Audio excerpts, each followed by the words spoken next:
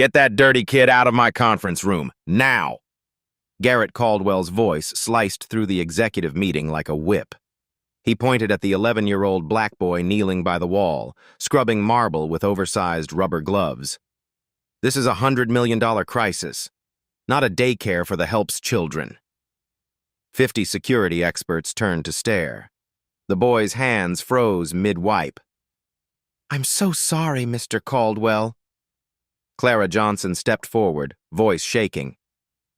"School closed today. I had nowhere to leave him. He's just helping me clean quietly." "I don't pay you to make excuses." Garrett's lip curled. "Look at him. He probably can't even read the words in that vault. These people don't belong in rooms where decisions worth millions are made." Behind him, the quantum vault pulsed red. $100 million locked inside. 24 hours until self-destruct. Nobody in that room of geniuses could open it. The boy glanced at the vault's display. His eyes caught the frequency readings, the distortion patterns. He knew exactly what was wrong. 3 days earlier, Richard Caldwell had died in his sleep. The billionaire founder of Caldwell Industries, 72 years old, built his empire from a single patent into a $5 billion technology conglomerate. His death should have been simple. Read the will, divide the assets, move forward. But Richard Caldwell had installed a quantum vault in his private study. Inside it, he'd placed master encryption keys to the company's entire patent portfolio. Cryptocurrency wallets worth $100 million. Legal documents controlling overseas subsidiaries. And he'd died before teaching anyone else how to open it. The vault used quantum biometric resonance. It read microscopic vibrations of a person's nervous system, heartbeat patterns, even electrical signatures of thoughts. Richard had designed it to open only for someone it recognized on every level: body, mind, and emotion. Garrett had assumed it would open for him. He was the son, the heir, the CEO. It didn't. Now they had 24 hours left before the vault's self-destruct protocol activated. An electromagnetic pulse would corrupt every drive, every key, every document inside, irreversibly. Clara Johnson had worked in the Caldwell mansion for 30 years. Started at 28, a single mother who needed steady work. Richard Caldwell had always treated her with respect. He remembered her birthday, asked about her son's schooling, gave Christmas bonuses that kept the lights on during hard months. Garrett was different. From the moment he'd taken over as CEO, he'd made it clear how he saw the staff. Tools, replaceable, beneath notice. This morning, Clara had received the emergency call. All staff to corporate headquarters immediately. The vault crisis. They needed the conference room ready for experts flying in worldwide. Her son's school had called an hour earlier. Burst pipe. Closed for repairs. She had no one to watch Elijah. Her sister worked double shifts. Her neighbor was out of town. So she'd brought him. Told him to stay quiet, stay in corners, help her work quickly. She should have known better. The conference room filled rapidly. Garrett had spared no expense. The Japanese specialist who'd designed security for 3 national banks. The German engineer who'd cracked the Vatican archives. The FBI's top cybercrimes unit. A quantum physicist from MIT. Each one examined the vault. Ran diagnostics. Proposed solutions. The Japanese specialist tried a laser resonance scan. The vault's warning light shifted from yellow to red. The countdown accelerated by 6 hours. The German engineer attempted an electronic bypass. The vault flashed. Unauthorized access detected. The countdown dropped another 3 hours. By the time the FBI team arrived, they were down to 31 hours. "We need to stop." The lead FBI agent, Patricia Morrison, held up her hand. "Every failed attempt makes it worse." "Then what do you suggest?" Garrett's voice was tight with rage. "We sit here and watch $5 billion disappear?" "I suggest we wait for Dr. Vincent Carter. He designed quantum biometric systems. If anyone can understand what your father built, it's him. He's 3 hours away. Then we wait. Garrett slammed his hand on the table. Unacceptable. He paced, eyes scanning the room.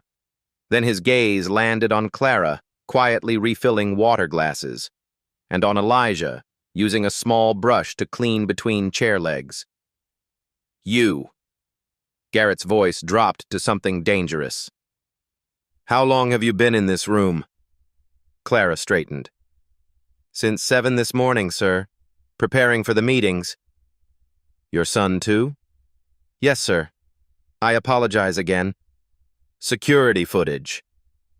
Garrett snapped his fingers at an assistant. Pull up last night's recordings. 5 minutes later, the main screen flickered to life.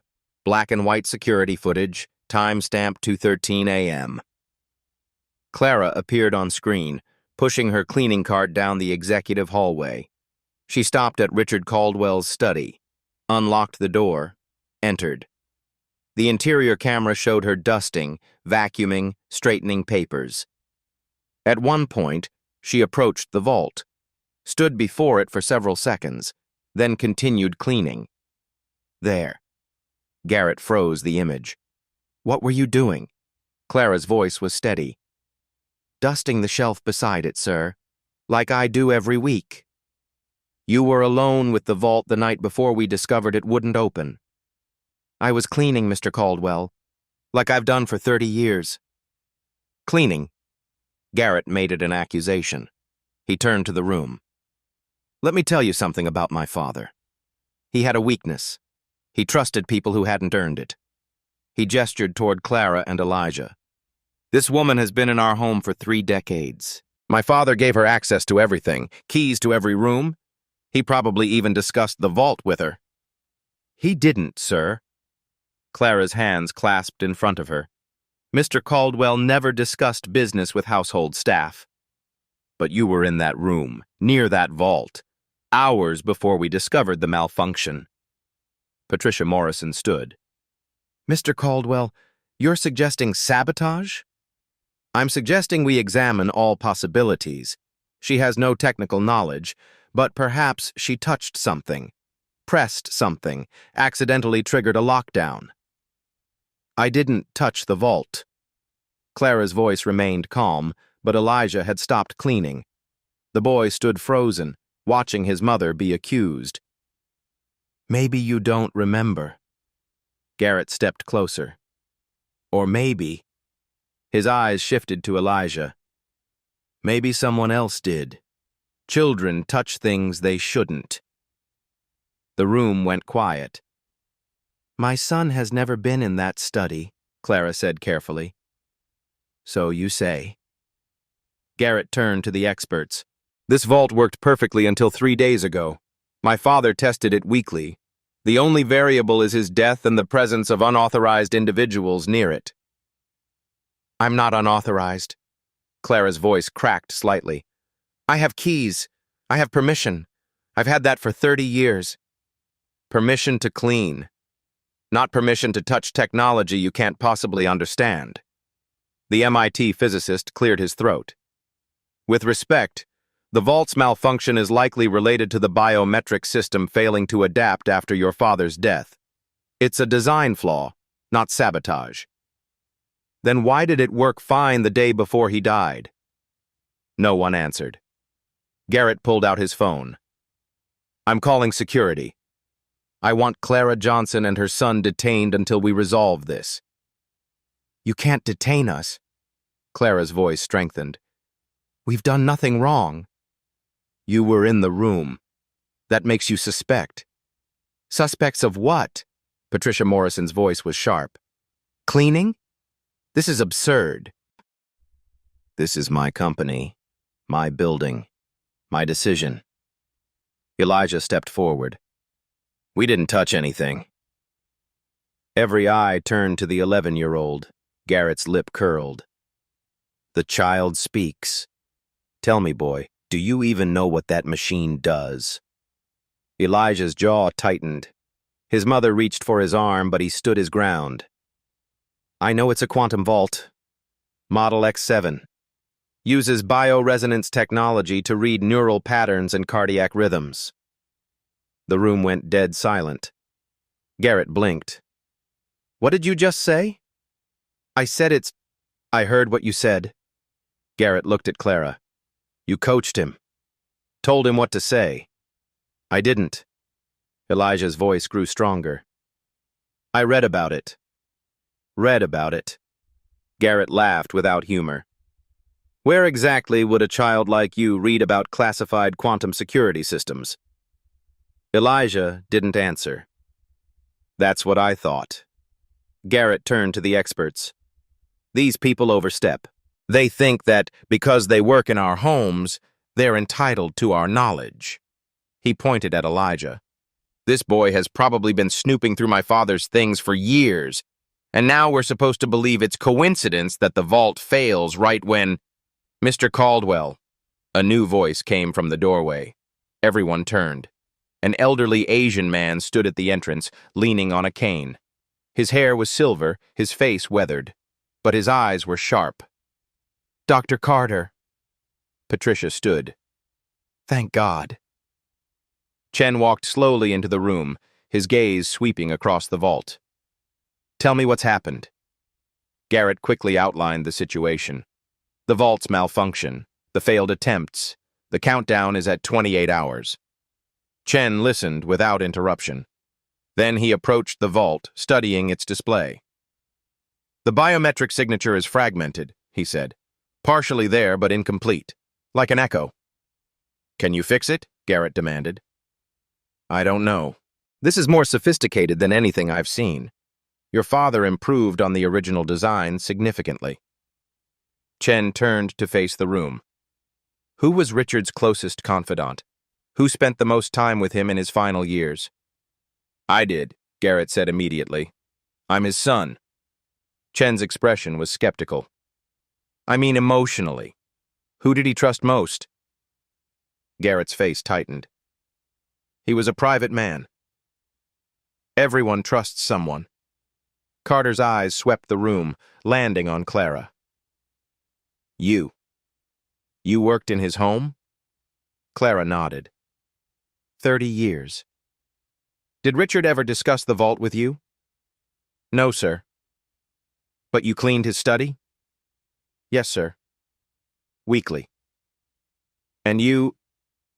Carter looked at Elijah. You're her son? Yes, sir. How old? 11. Chen studied the boy. Have you ever met Richard Caldwell? Before Elijah could answer, Garrett interrupted.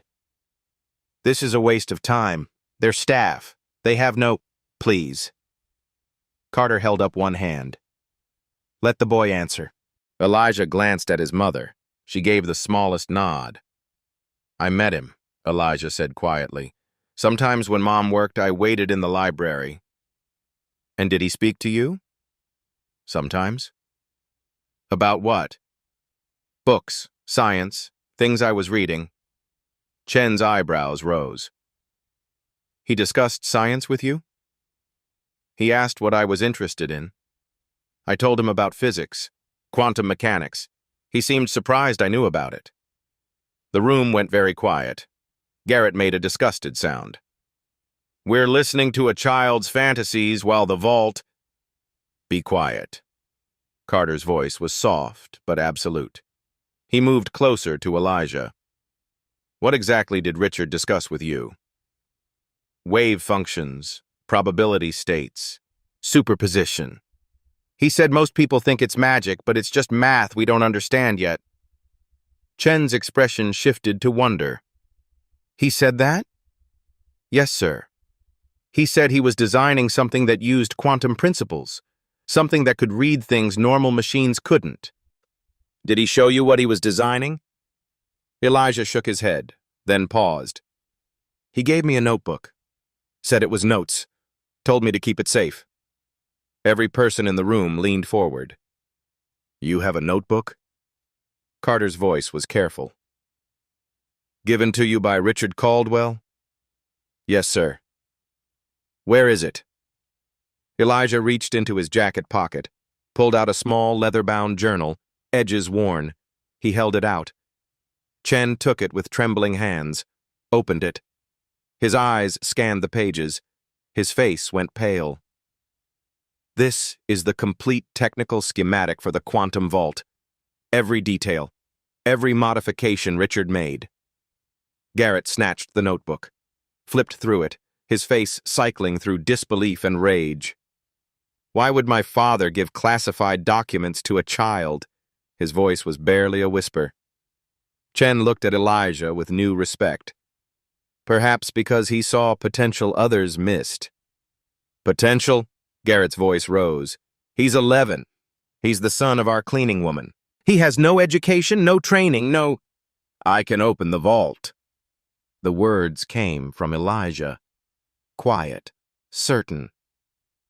The room erupted. Elijah Johnson's education began in a corner, not a classroom corner. The corner of Richard Caldwell's private study, where a 6-year-old boy sat cross-legged on carpet, waiting for his mother to finish cleaning. Clara had raised her son alone since birth. The father left before Elijah turned 1. No child support, no contact, just Clara, working 3 jobs to keep a studio apartment in Queens. When she landed the position at the Caldwell mansion, it felt like salvation. Steady pay, benefits, 1 job instead of 3. But it meant long hours, and sometimes bringing Elijah with her. Stay quiet, she'd tell him. Sit in corners. Don't touch anything. Read your books. Elijah always listened. Good behavior meant his mother kept her job. Her job meant they kept their apartment. Their apartment meant safety. So he sat, and he read. At 4, Elijah taught himself to read using grocery circulars and subway ads. By 5, chapter books. By 6, he'd exhausted the children's library and moved to adult nonfiction. Science fascinated him most. The way the universe followed rules, patterns, mathematics explaining everything from falling apples to distant galaxies. The Caldwell mansion had a library that made public libraries look like closets. 3 floors, thousands of volumes. First editions worth more than Clara earned in a year. Richard Caldwell told her once that Elijah was welcome to read anything. Just be careful. Put books back where he found them. So while Clara cleaned, Elijah explored. Stephen Hawking at 7, Einstein at 8. By 9, graduate-level physics textbooks, teaching himself equations most adults would never understand. He didn't tell anyone. What was the point? He was the cleaning woman's son. Nobody cared what he knew. Except Richard Caldwell noticed. It happened on a Saturday morning. Clara polished silver in the dining room. Elijah sat in the study reading Introduction to Quantum Field Theory. The door opened. Richard walked in, expecting an empty room. He stopped. Hello, Elijah. Elijah jumped up, nearly dropping the book. I'm sorry, sir. I was just... reading. Richard smiled. May I ask what you're reading? Elijah showed him the cover, face burning, waiting to be told it was too advanced. Richard's eyebrows rose. That's a graduate text. Are you understanding it? Some of it. Elijah's voice was barely audible. Math is hard, but the concepts make sense. Which concepts? Wave-particle duality, quantum superposition, how particles exist in multiple states until observed. Richard sat down slowly. You're 9 years old. Yes, sir. And you understand quantum superposition. I think so. It's like reality isn't fixed until we look at it. Everything is probability until observation forces it to choose. Richard was quiet. Then he leaned forward. What else are you interested in? That conversation lasted an hour, then another hour the next Saturday, and the Saturday after. Richard never told anyone, not his son, not the staff, not even Clara, though he suspected she knew. He began leaving books out for Elijah, real textbooks, engineering manuals, technical journals, articles about biometric security, quantum encryption, neural pattern recognition. Elijah devoured them all. "Why do you like learning this?" Richard asked once. Elijah thought carefully. "Because it makes sense. Numbers don't lie. Science doesn't care who you are or where you come from. It just is." "That's very wise." "Mom says I have to be wise. We can't afford for me to be foolish." Richard's expression grew sad. "Your mother is remarkable. She works hard. The hardest workers are often least appreciated." Richard pulled a leather notebook from his desk. "Elijah, the world will try to make you feel small. People will look at where you come from and decide what you're capable of." "I know, sir. But capability isn't about credentials. It's about curiosity, willingness to learn, courage to try." He handed the notebook to Elijah. "I'm designing something revolutionary, a security system that doesn't just read fingerprints, it reads emotion, connection, trust." Elijah opened it. Pages of schematics, equations, theoretical frameworks. "This is incredible. It's also a secret. My son doesn't know. My engineers don't know. But I'm showing you because you'll understand it in ways they never could."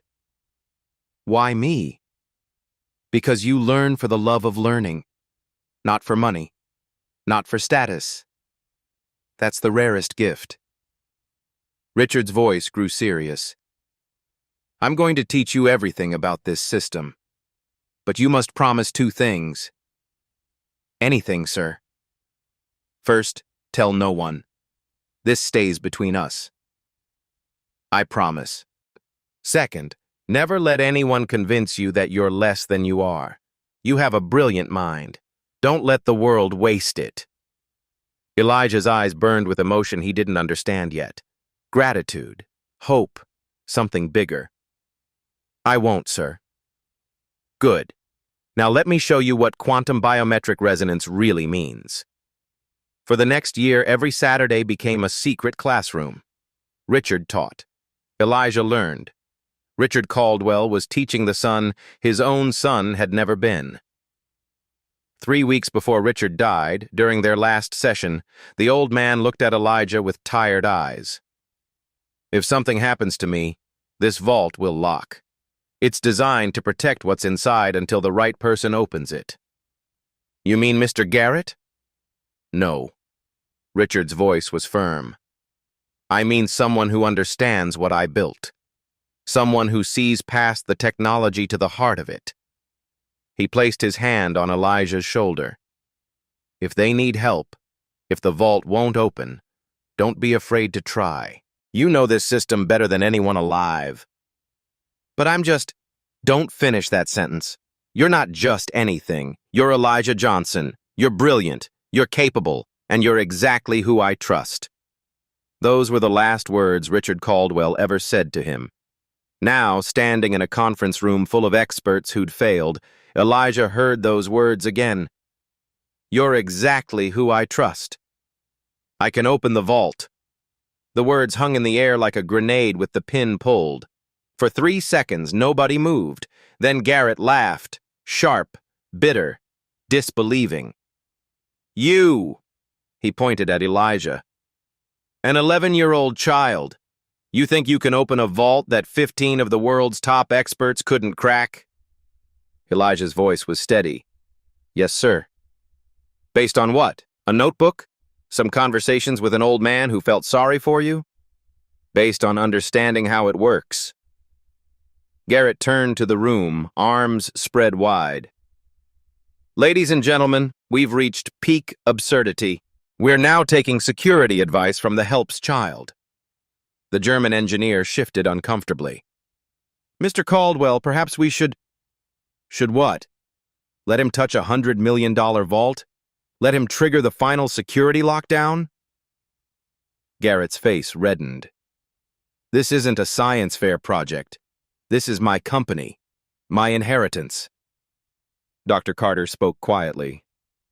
"The boy has your father's technical manual. He clearly understands. He memorized some words." Garrett's voice rose. That doesn't mean he comprehends actual mechanisms. Would you let a child perform surgery because they read a medical textbook? Patricia Morrison stood. Mr. Caldwell, we're running out of options. 27 hours left. Every expert here has failed. Maybe nothing. Garrett cut her off. I know what this is. An elaborate con. The mother plants herself near the vault. The kid studies enough to sound smart. They wait for my father to die, then swoop in claiming they can help. Clara's voice came from the corner, shaking but clear. We're not thieves. No? Garrett spun toward her. Then explain why your son has classified technical documents. Explain why my father gave him access to information he didn't give his own son. I can't explain that, sir, but my boy is not a thief. Except knowledge that didn't belong to him. Elijah stepped forward. Mr. Caldwell gave it to me. He wanted me to learn. My father was 72 years old. His judgment was failing. He probably didn't even understand what he was giving you. Dr. Carter's voice was firm. Richard Caldwell's mind was sharp until the day he died. I spoke with him 3 weeks ago. He knew exactly what he was doing. Then he was being sentimental, feeling guilty about having staff who could barely afford to live. So he played teacher to make himself feel benevolent. The room was silent. Elijah's hands clenched at his sides. Garrett walked closer to the boy, looking down at him. Let me be very clear. If you touch that vault and cause any damage, I will ensure you and your mother are prosecuted. Destruction of corporate property, industrial sabotage. You'll both go to prison. Garrett, Patricia's voice was sharp. He's a child. He's a liability. Garrett didn't take his eyes off Elijah. And if this fails, someone needs to be held accountable. Clara moved forward, trying to reach her son. Elijah, don't. It's not worth it. We'll leave right now. But Elijah didn't move, his eyes locked on Garrett's. You don't think I can do it, Elijah said quietly. I know you can't. Because I'm 11? Because you're a child with no credentials, no training, and no business being in this room. Mr. Caldwell thought differently. My father was wrong. The words echoed in the silence. Dr. Carter stood slowly, leaning on his cane. Garrett, I've known you since you were younger than this boy. Your father called me 6 months ago. He told me he'd found someone with a natural gift for understanding quantum systems, someone who saw patterns trained engineers missed. Chen looked at Elijah. He was talking about you, wasn't he? Elijah nodded slightly. And he made you promise not to tell anyone. Yes, sir. Because he knew they wouldn't believe you. Another nod. Chen turned back to Garrett. Your father built that vault with a specific design philosophy. It doesn't just recognize biological signatures. It recognizes understanding, connection, trust. The vault only opens for someone who truly comprehends what he built. That's metaphysical nonsense. It's quantum biometric resonance. Carter's voice was sharp. The system reads neural patterns associated with comprehension and emotional connection. Your father spent a year teaching this boy how it works.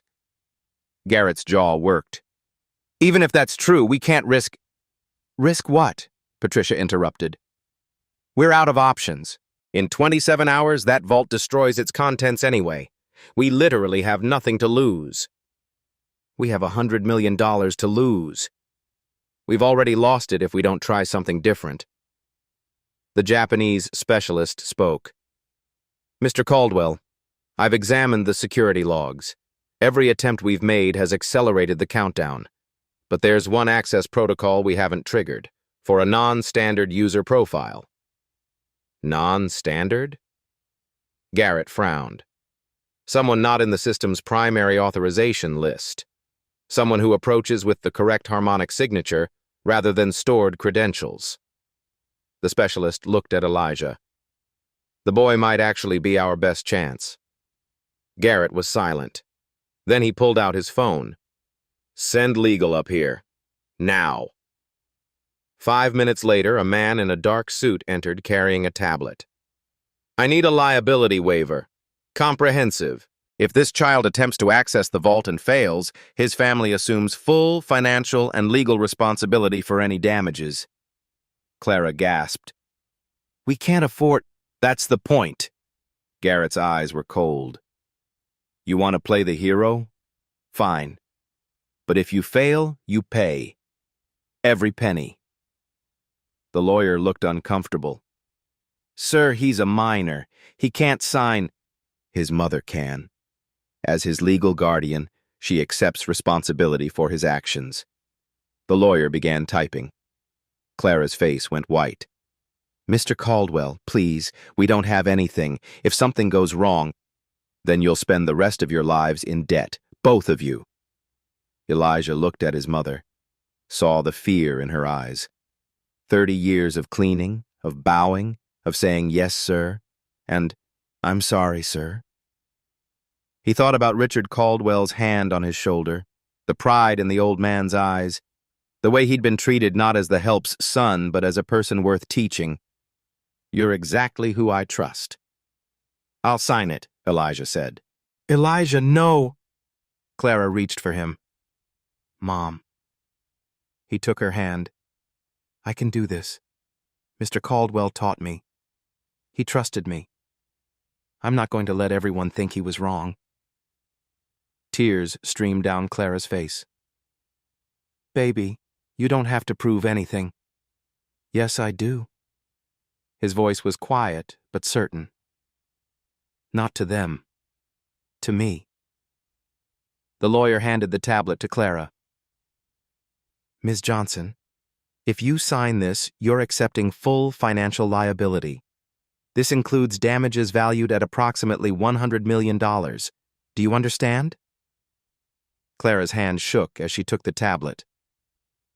Mom, don't sign it. Elijah's voice cracked. We'll just leave. No. Clara's voice was stronger now. She looked at her son with something fierce in her eyes. If Mr. Caldwell trusted you, then I trust you. She signed.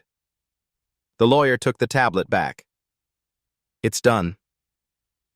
Garrett smiled without warmth. Excellent. Now let's see what the genius child can do. Dr. Carter approached Elijah, speaking softly. The vault has 3 authentication layers: biological signature, harmonic frequency matching, and emotional resonance verification. Do you understand all 3? Yes, sir. And you know the sequence? Mr. Caldwell showed me.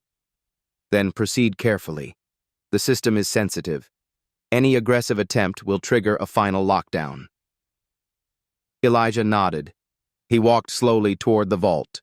50 people watched in complete silence. The vault's display pulsed red. 26 hours, 43 minutes until destruction. Elijah stood before it, small and alone. He placed both hands flat against the cool steel surface and closed his eyes. Elijah's hands were cold against the steel. He could feel his heartbeat pulsing through his palms into the metal. The vault hummed, a low frequency that most people in the room couldn't hear, but Elijah heard it. He'd been trained to hear it. What's he doing? Someone whispered. Quiet. Dr. Carter's voice was firm. Elijah kept his eyes closed, listening. Not with his ears, with everything Richard Caldwell had taught him. The vault wasn't broken. It was confused. He could feel it in the harmonic distortion, the way the frequency wavered, searching for something it couldn't find, like a dog waiting for an owner who would never come home. After 2 minutes, Elijah opened his eyes and stepped back. Well? Garrett's voice was sharp with impatience. Did you have a nice meditation session? Elijah ignored him. He turned to Dr. Carter. The vault isn't malfunctioning. It's responding exactly as designed. Chen's eyebrows rose. Explain. The biometric system has 3 authentication layers. The first layer is biological. DNA signature, fingerprint, retinal scan. That part works fine. Elijah pointed to the vault's display panel. See this reading? 0.74 resonance match. That means the vault detects biological material from Mr. Caldwell. Probably skin cells, hair follicles, traces left from when he touched it last. The MIT physicist leaned forward. That's actually correct. The residual biological signature is still present. But it's not enough to open the vault, Elijah continued, because the second layer is harmonic frequency matching. The vault reads the electrical signature of the user's nervous system, heartbeat pattern, neural activity, the specific rhythm of how their body functions. He touched the screen, pulling up a waveform display. This is what Mr. Caldwell's signature looked like when he was alive. See the pattern? Consistent rhythm at 1.4 kilohertz, stable neural baseline. Garrett moved closer despite himself. And now? Now there's no active signature, just the echo of the old one. The vault knows Mr. Caldwell is gone. It's locked itself into protection mode, waiting for the correct living signature to match against. Patricia Morrison spoke up. But we tried that. I tried. Garrett tried. Why didn't it accept any of us? Because of the third layer. Elijah's voice was quiet. Emotional resonance verification. The room went still.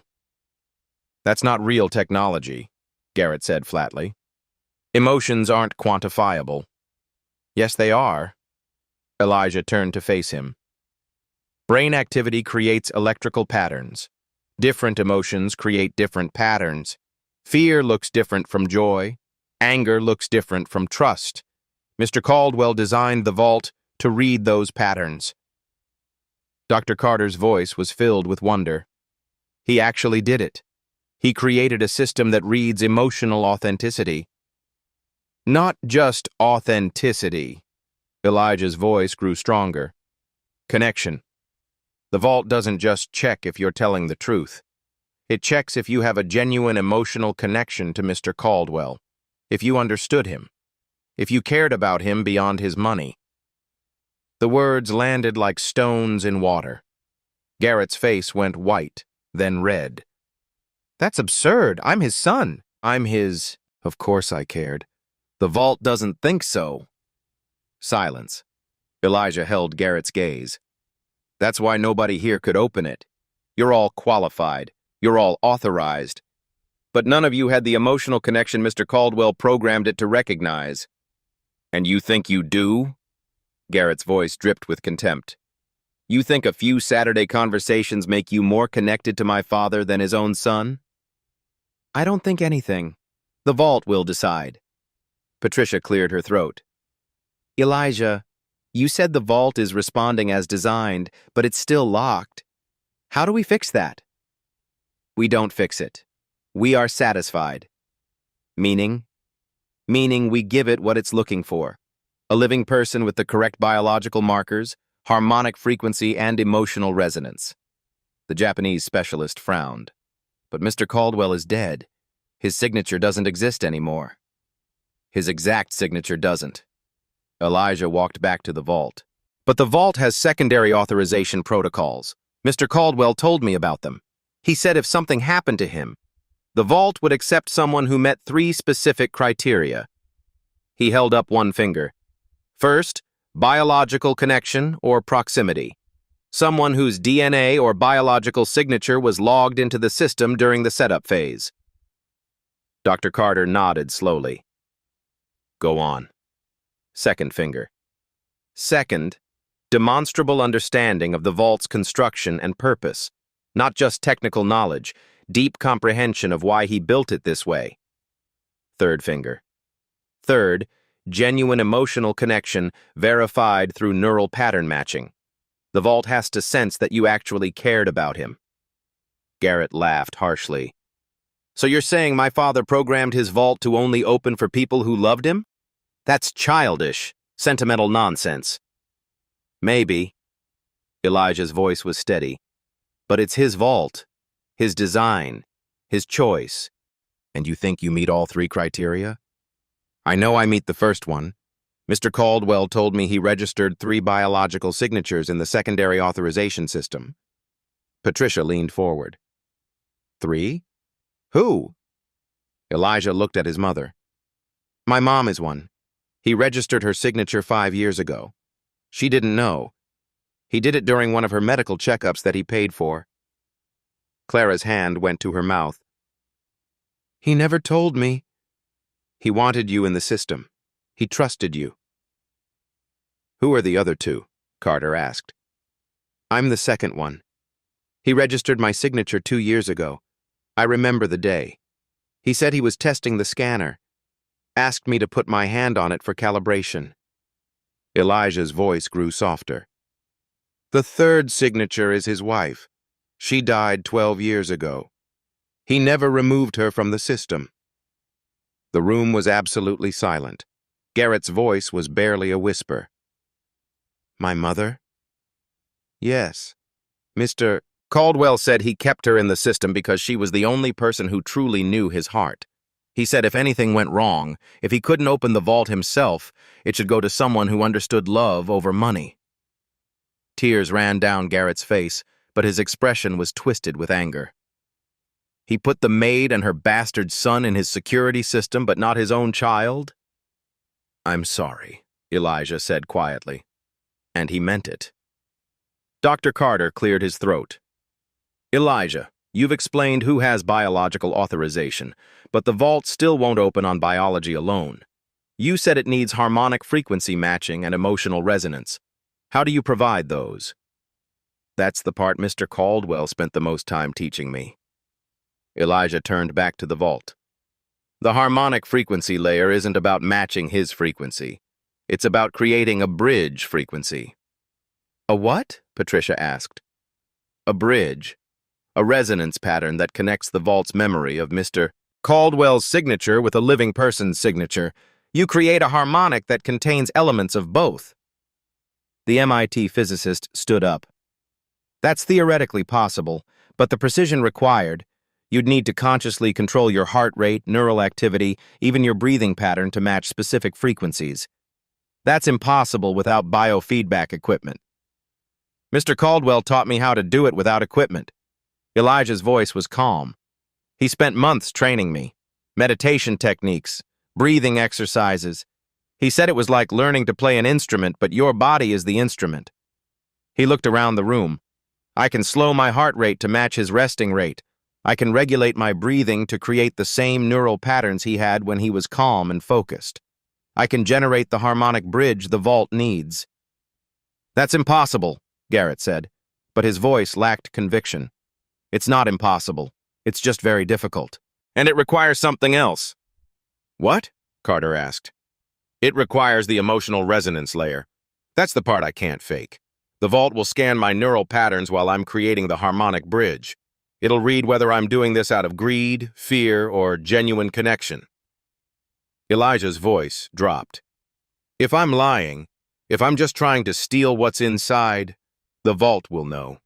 It'll read the fear and deception in my brain patterns, and it'll trigger the final lockdown immediately. Patricia understood. So you're risking everything. If the vault senses you're not genuine, it destroys the contents right away. We lose our remaining time. Yes.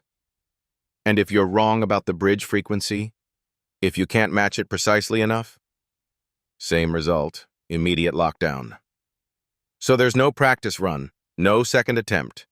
You get one chance, and if anything goes wrong, we lose everything instantly instead of in 26 hours. Yes. Garrett's voice was cold. And why should we believe you even know what you're doing? You're 11 years old. This could all be fantasy. Stories you've made up. Elijah reached into his pocket and pulled out the leather notebook again. He opened it to a specific page and showed it to Dr. Carter. This is the bridge frequency formula. Mr. Caldwell wrote it out for me. He said if I ever needed to open the vault, this is how. Chen's hands trembled as he studied the page. Mathematical equations, waveform diagrams, notes in Richard Caldwell's handwriting. At the bottom of the page, one sentence. For Elijah, the son of my heart, if not my blood, trust yourself. Chen looked up, tears in his eyes. This is real. Richard really did plan for this. He showed the page to Patricia, then to the other experts. One by one, their expressions changed from skepticism to shock. The Japanese specialist spoke. These calculations are perfect. This would work, if someone could actually execute it. Can you? Patricia asked Elijah directly. Can you really do this? Elijah thought about Saturday afternoons in the study.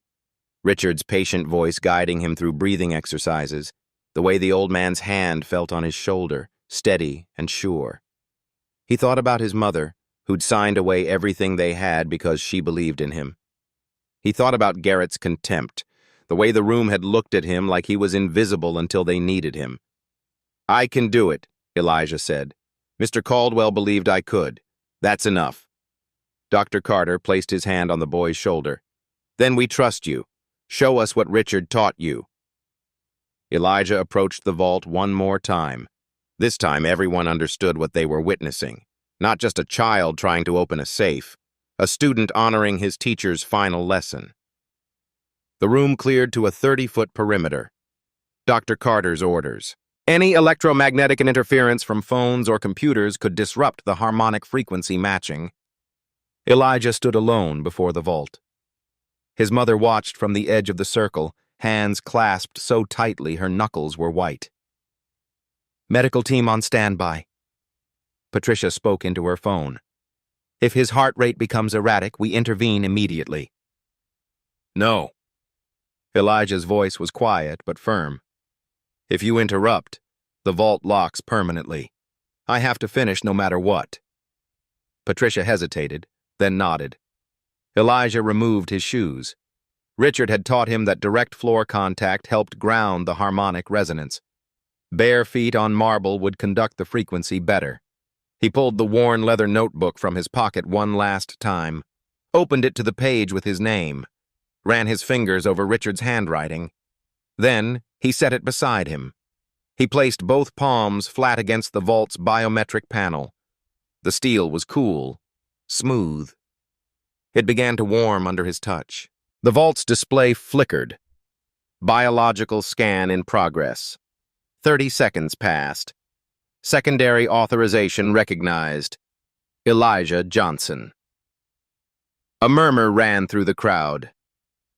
Phase 1 complete, Dr. Carter whispered. Now came the hard part. Elijah closed his eyes, began the breathing technique Richard had taught him. 4 counts in through the nose, hold for 7, 8 counts out through the mouth. His heartbeat, racing with nervousness, began to slow. Dr. Carter watched a medical monitor. His heart rate is dropping, 90 beats per minute, 85, 80. The breathing continued, steady, controlled. 75, 72. Richard's resting heart rate had been 72 beats per minute. He's matching it, the MIT physicist whispered. He's actually matching the target frequency. Elijah's consciousness shifted.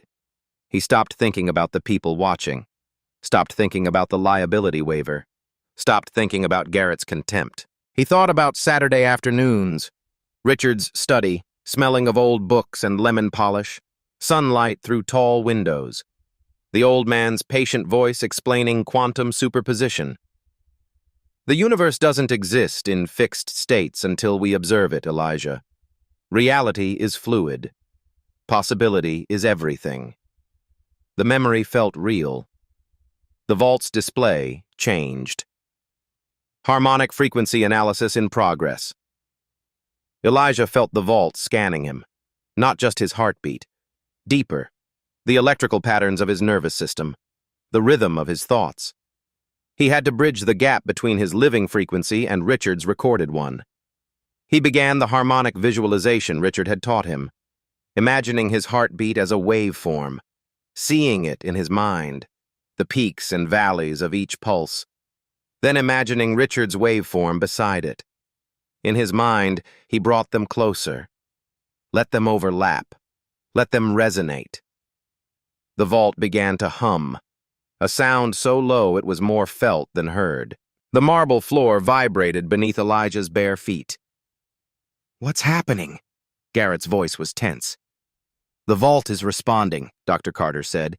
"It's reading the bridge frequency. He's doing it." But Elijah barely heard them. He was somewhere else now. In his memory, Richard was showing him the vault for the first time. "Most security systems keep people out, Elijah. I designed this one to let the right person in. Not the richest person. Not the most powerful, the right person." "What are you protecting, Mr. Caldwell?" "Not what. Who. I'm protecting the people I love from those who would exploit them.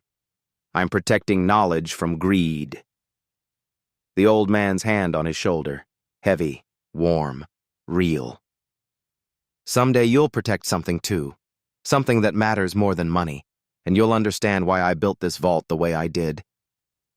The vault's display flashed through colors, red, yellow, blue. "Emotional resonance scan active." Dr. Carter's voice was reverent. "It's reading his neural patterns. This is the final test." Elijah felt it, a sensation like being seen all the way through. The vault wasn't just reading his thoughts. It was reading his heart. Did he care about Richard Caldwell? Really care? Or was this about proving Garrett wrong? About saving his mother from debt? About feeling important? The vault would know. It would read the truth in his neural patterns. Elijah stopped trying to control anything. Stopped trying to prove anything. He just remembered. Remembered Richard's laugh when Elijah solved a difficult equation. Remembered the way the old man listened when Elijah talked about his dreams of college, of becoming a scientist, of mattering. Remembered the last time he'd seen Richard, 3 weeks before the old man died. Richard had been tired, moving slowly. "I won't be here forever, Elijah." "Don't say that." "It's true. But meeting you, teaching you, watching your mind work, it's been one of the great joys of my life. You reminded me why I fell in love with science. The wonder of it." The old man had hugged him, the only time Richard Caldwell had ever hugged him. "Thank you for letting an old man feel like a teacher again, like a father again." Elijah's eyes burned behind his closed lids, not from concentration, from grief. He missed Richard, not his money, not his status. Him. The person who'd seen Elijah as more than the maid's son, who'd treated him like his mind mattered, like he mattered. The vault's hum reached a crescendo, then stopped. Complete silence. Elijah opened his eyes. The display glowed steady green. 3 words appeared. "Authorization complete." "Welcome, Elijah." A sound like a sigh came from deep within the vault. Mechanical, but somehow organic.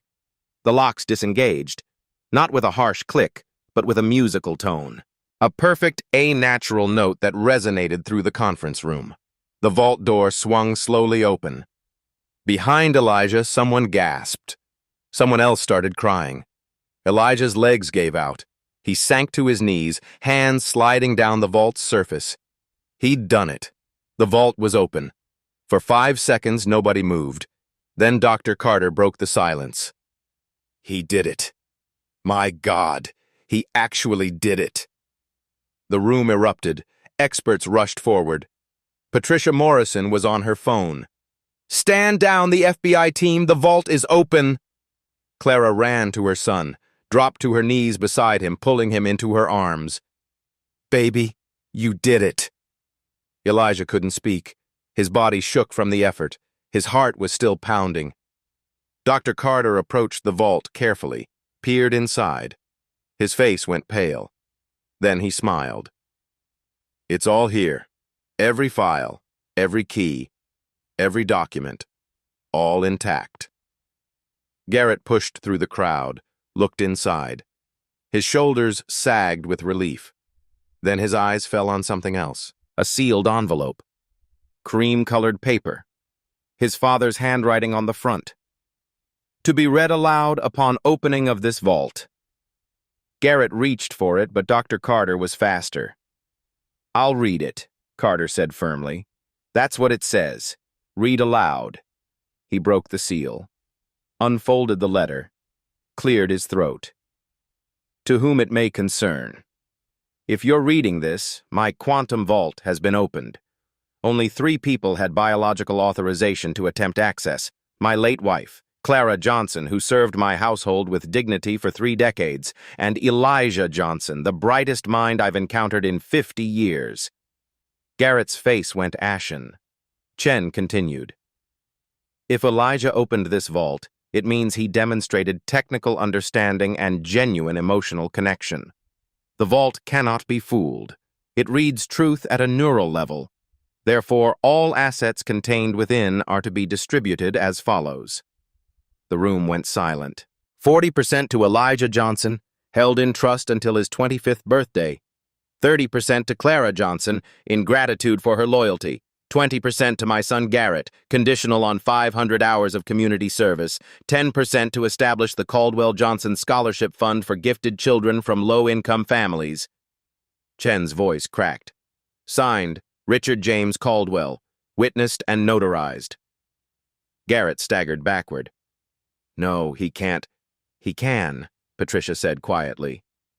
This document is legal, notarized, uncontestable. Dr. Carter pulled more papers from the vault. Detailed instructions, bank accounts, legal documentation. He looked at Elijah, still on his knees. Son, your life just changed. You're looking at approximately $2 billion. $2 billion. The number hung in the air like something impossible. Elijah stared at Dr. Carter. That's not... It's real, Carter said gently. Your mentor made very certain of it. Garrett's face had gone from red to white to gray. This is insane. My father was manipulated. That boy, that family. They took advantage of an elderly man. Your father wasn't senile, Patricia said sharply. I worked with him 4 months ago. His mind was sharp. Then he was coerced. There's no explanation for why he'd give billions to them. The explanation is in the letter, Dr. Carter said. Richard valued character over blood. He chose to reward the person who understood what he built. I'm his son. And you received 20%, conditional on changed character. Carter's voice was firm. Which you haven't demonstrated. Garrett's hands clenched. I'll fight this. I'll contest the will. I'll prove incompetence. You can try. Patricia pulled out her phone. But I've been recording this meeting. Company protocol. She played back audio. Garrett's voice, clear and damning. These people don't belong in rooms where real decisions are made. He's probably been snooping through my father's things for years.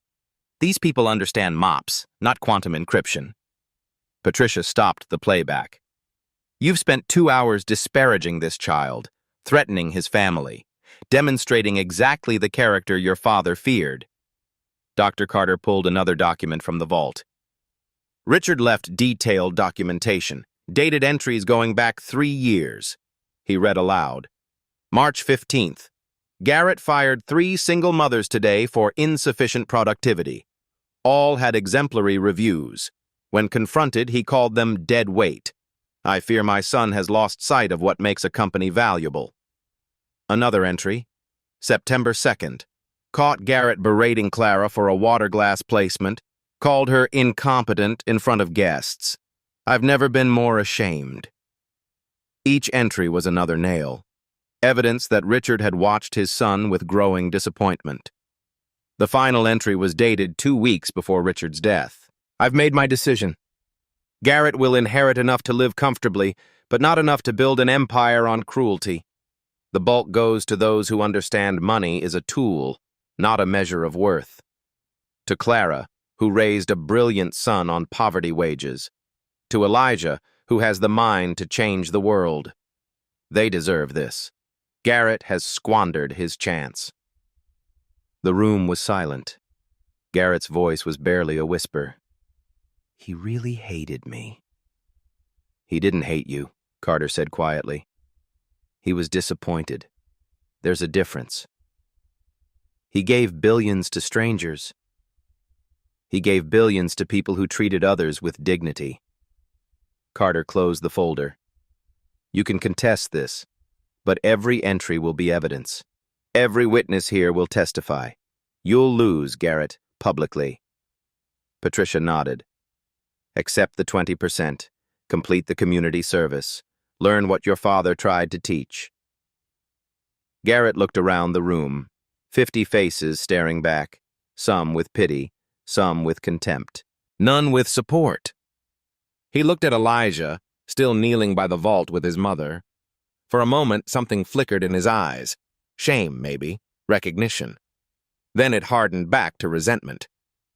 "Keep the money," he said. "You'll waste it anyway. People like you always do. 5 years you'll be broke, begging for your old jobs back." He turned toward the door. Dr. Carter called after him. "Garrett, your father left you a personal letter. Don't you want it?" Garrett stopped. "What does it say?" "I don't know. It's sealed. Addressed to you." Chen held out a small envelope.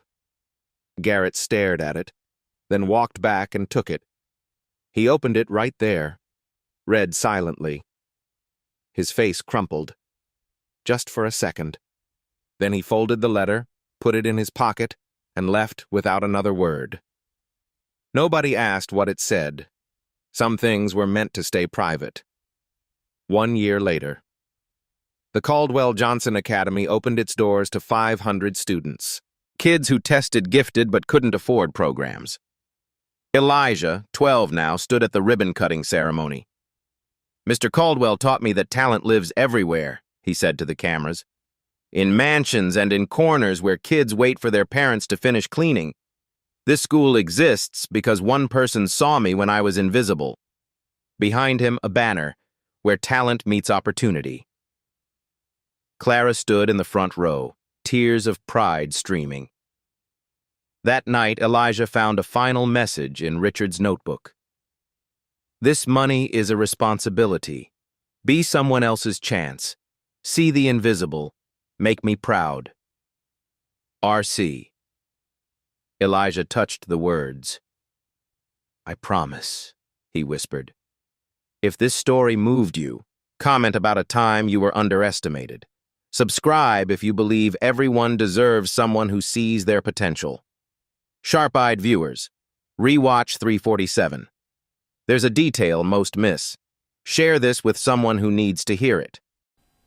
At Black Voices Uncut, we don't polish away the pain or water down the message. We tell it like it is because the truth deserves nothing less. If today's story spoke to you, click like, join the conversation in the comments, and subscribe so you'll be here for the next Uncut Voice.